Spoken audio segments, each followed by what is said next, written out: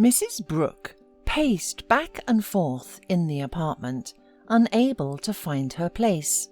For the second day in a row, her son Paul came home late, and a few days ago he didn't come home to sleep at all. The woman reproached her son that he could have warned her not to worry, but they ended up fighting, and now she was waiting again, pacing the room, looking at her watch all the time. He's in love, but he could have called to save worries. Sooner or later he'll get married. I have to get used to it. Who knows what kind of wife he'll get? I'm anxious. Oh, it's better not to think about it.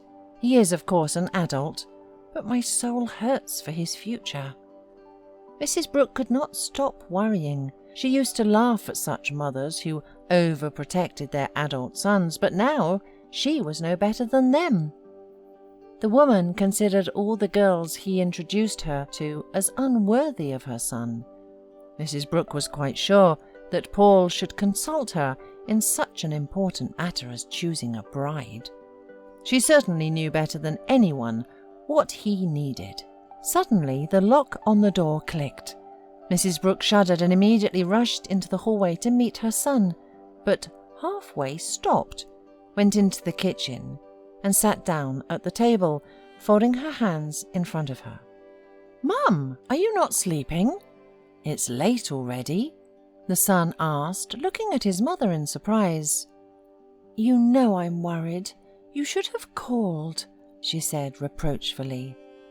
"Mom, I'm an adult, and I'm not going to answer to you for every action I take." "And where have you been?" Mrs. Brooke looked challenged. "I was at Melanie's." Paul's voice became gentle and a tone lower. "You have a new girlfriend, and I think not the last, but you have only one mother." Mrs. Brooke couldn't hide her jealousy. "Why is not the last? She's the only one, and so are you, Mom."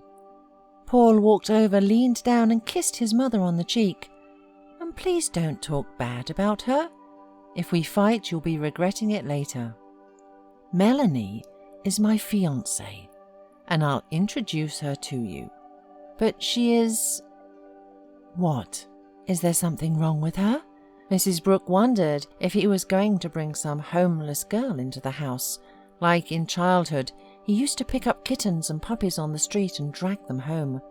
Pity for animals is a good quality, but it's impossible to help them all.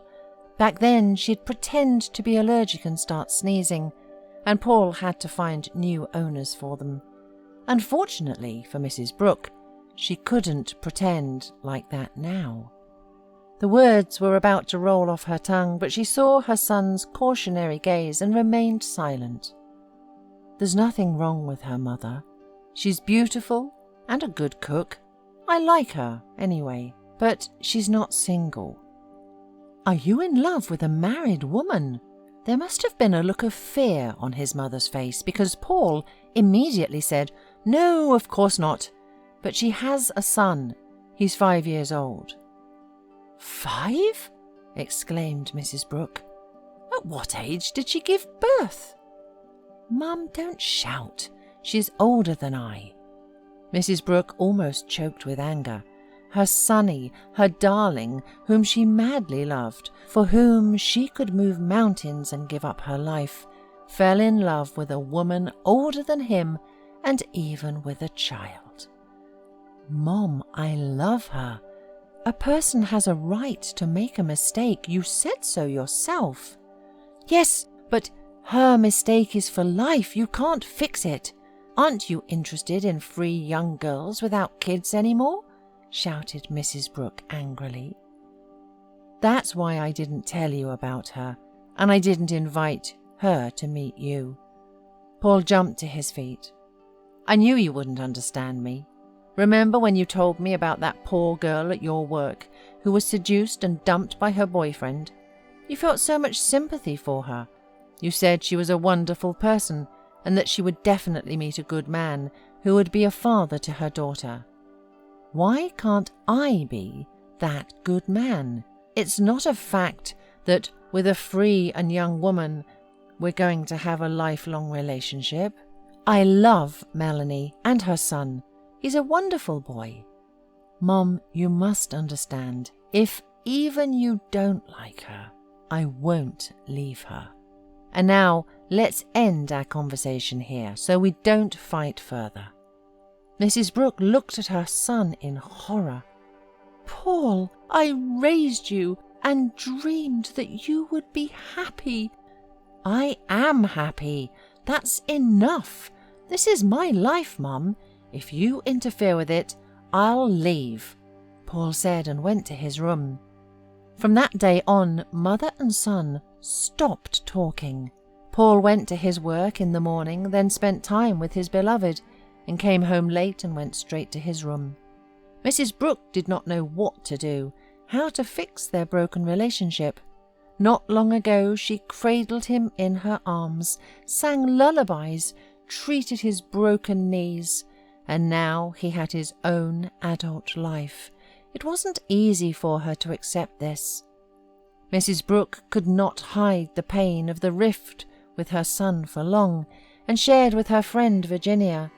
She wanted participation, advice, and just to speak out. "I know I was wrong, but I was unable to stop. I told many bad things to him," Mrs. Brooke said, almost crying. Virginia sympathetically looked at her friend. "Do you want him to be around you all his life? Your support is important to him, and instead of this, you cannot come to terms with his choice. Your son must really love Melanie. Look, if you behave like that, you'll lose your son. And, by the way, your own mother-in-law didn't accept you right away. Although you were younger than your husband and without a child, but she still found faults in you. Mothers are like that. They are jealous of their sons. They never approve of their choices. But some mothers humble themselves and mend their relationship with their daughter-in-law, while others declare an irreconcilable struggle. Nothing good will come of this fight. Get over it. He's not married yet. He comes home at night. Go and meet this Melanie. See what kind of a bride your son has chosen for himself, and don't cry. He's not going to war. He's only getting married. The heart wants what it wants." Mrs. Brooke gradually began to calm down.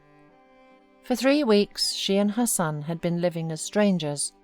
This could not go on, and Mrs. Brooke, having learned the address from Paul's friend, decided to go to Melanie to talk and to ask her to let Paul away.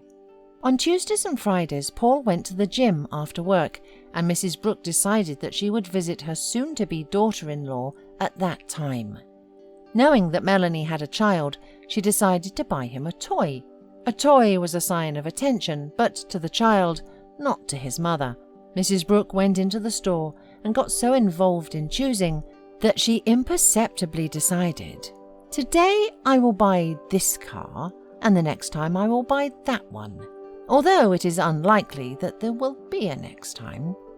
Standing at the front door, Mrs. Brooke firmly pressed the bell button. The door opened by a pretty young woman. A smiling boy ran out into the hallway right after her. He saw the unfamiliar woman, and surprise replaced the smile on his pretty cute face. "Hello, I'm Paul's mother," Mrs. Brooke said. "I understand. Come in, please." Mrs. Brooke went into the living room and looked around. It was cosy, clean, nice. "My name is Tommy. Look, what an airplane I have. It even has a sound like a working engine when the propeller revolves." Tommy showed Mrs. Brooke his airplane and demonstrated how it sounds. "That's great. And I brought you something too, look." And Mrs. Brooke took a box out of her bag. Tommy's eyes immediately lit up with genuine joy. For the next 15 minutes they examined the car and tried its possibilities. "Look, the door's open." Tommy ran the wheels on the floor a couple of times, and the car rolled briskly across the room. "Do you like it?" asked Mrs. Brooke with a smile, watching the kid play. She had completely forgotten why she had come. Several times Melanie came into the room, looked at them, listened, then left for the kitchen. She must have been cooking dinner. Mrs. Brooke only came to her senses when, according to her calculations, Paul was about to arrive. "I have to go," she said, and picked up her bag. "Aren't you going to wait for Paul? He'll be here soon," Melanie asked in surprise, but Mrs. Brooke didn't have time to answer, because at that moment the boy wondered if she would come again. "I will come again for sure," said Mrs. Brooke, and suddenly realized that it was true. "And now I have to go." All the way home she was remembering Tommy's joyful eyes, how he immediately accepted her into the game as his own grandmother. Warmth and tenderness poured into Mrs. Brooke's heart. She liked the fact that Melanie did not ask her anything, did not interfere in their communication with Tommy, allowing them to find common ground on their own. She entered her apartment and looked around. She imagined that one day Paul would not come home, and they would be left here all alone. Mrs. Brooke felt immense sadness and cried. And the next day of work she told her friend Virginia how she had visited Melanie, how she liked to embrace little Tommy, breathe the sweet smell of a kid, so attractive and alluring to any mother. And then Paul called and said, as if nothing had happened, that he and Melanie were having a little party today, and that Melanie had baked a cake and invited her to visit. Mrs. Brooke went into the store after work and bought Tommy the car that she had picked out yesterday. She then headed to the family address. "Thanks, Mom." Paul hugged his mother, helped her take off her coat, and led her into the living room. "Mom, I love you very much, and I wish you were near when I would propose to Melanie." Paul took a red velvet box out of his pocket and handed it to Melanie. "Will you marry me?" Melanie smiled happily and nodded, and Mrs. Brooke, to her amusement, suddenly felt calm and peaceful and happy.